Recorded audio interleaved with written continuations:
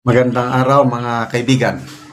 Pag-usapan naman natin ngayon si pambansang kamao, Manny Pacquiao. Bakit siya natalo sa eleksyon ito? At ano ang magiging kinabukasan niya sa politika?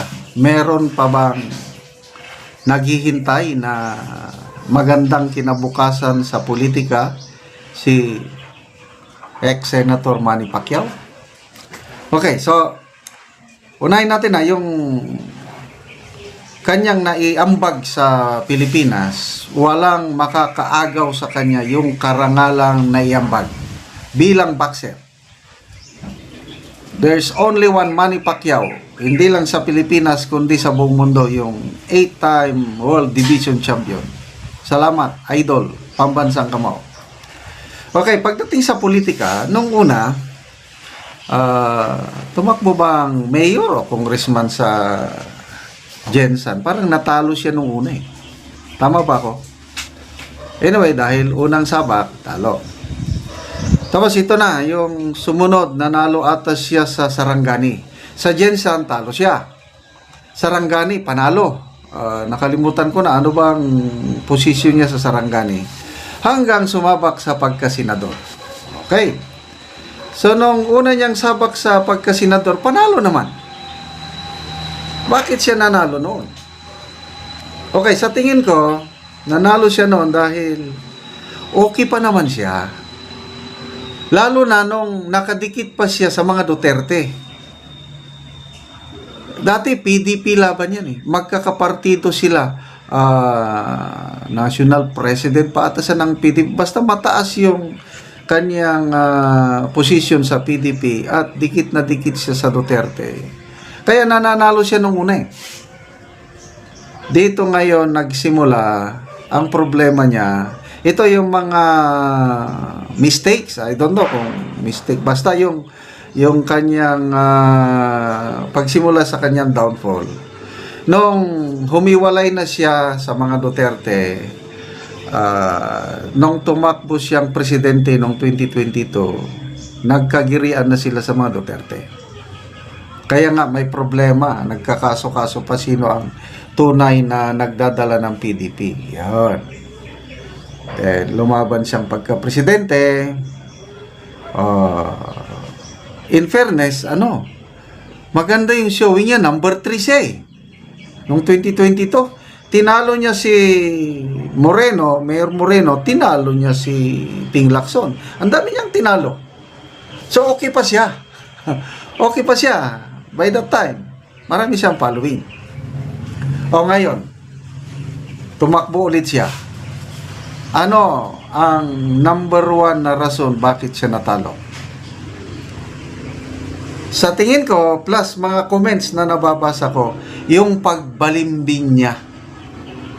Yung bigla siyang sumama sa kampo ng mga Marcos. Yun ang greatest single mistake ni Manny Pacquiao, itong niya. Grabe yung kanyang batikos sa Marcos family noon. Yung mga magnanakaw yan. Pag manalo ako, ikukulong ko sila. Mga ganon. Talagang anti-corruption nung una. Which is a good platform, yung anti-corruption. Kasi mayaman na siya, bilyonaryo na siya, kung sa magnakaw ba ng pera ng taong bayan, baka hindi na masyadong problema itong si Manny Pacquiao. Ang problema niya, bakit siya kumampi sa mga Marcos? So yun ang number 1 na dahilan. Yung binabatikos niya noon, dinidipinsahan niya na. Sabi niya, kung may nung una, sabi niya, billions, trillions ang ninakaw ng mga Marcoses. Ngayon, sabi niya, kung may ninakaw, pwedeng ibalik na lang. Ano pa yan, sabi niya na, mayroon bang corrupt na leader na ang bansa natin, fastest growing economy in Asia? Mga ganun bang statement niya? Dinidipinsahan niya ng mga Marcos. So, yun, sa tingin ko, ang dahilan, bakit siya natalo, yung pagbalimbing niya. Kung tumakbo siya as independent, ano sa tingin niyo? Wala lang. Wala, hindi na siya sumama sa mga partido. Siya lang ang tumakbo. Sino bang independent? Lacson, sabi niya, independent siya. Kaya lang, dumikit din kay Marcos. Hindi ako maniwala. Si Aimee, sabi niya, independent. Kaya lang, inadapt ng PDP. Kung naging independent lang sana si ex-senator Manny Pacquiao, baka mananalo pa siya. Masyadong, it's a political mistake, political gamble yung umalis siya sa PDP, naging member ng partido ni Pangulong Marcos Jr., tapos yun na. Okay, magbasa tayo sa mga comments ha. Ito, Cheryl Red. Maglablab lang unta sa kapwa Bisaya nato. Dili kay kontrahon naman noon o mubalimbing sa laing planet. Mimik. Kaya na. Bakit tayo mga Bisaya, kitang mga Bisaya maghinigugmaay? Wala, kinontra niyang mga Bisaya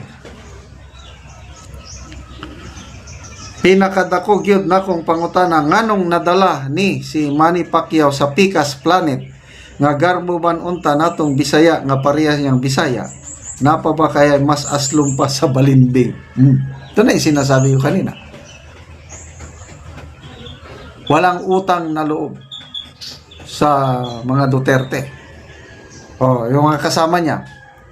Tolentino. Noong 2016 ba yun? Kumandidato, Tolentino, talo. Kasi ang nag-endorse sa kanya, si Pinoy. Basta panahon ng Pinoy administration, talo siya. 2019, panahon na ni Duterte, in-endorse siya ni Duterte, panalo. Ito, 2022, parang Manny Pacquiao din, kumabilang bakod, pumunta sa Marcos, di talo. Ganon din si Abalos, dating PDP laban yan, kumabilang bakod, talo.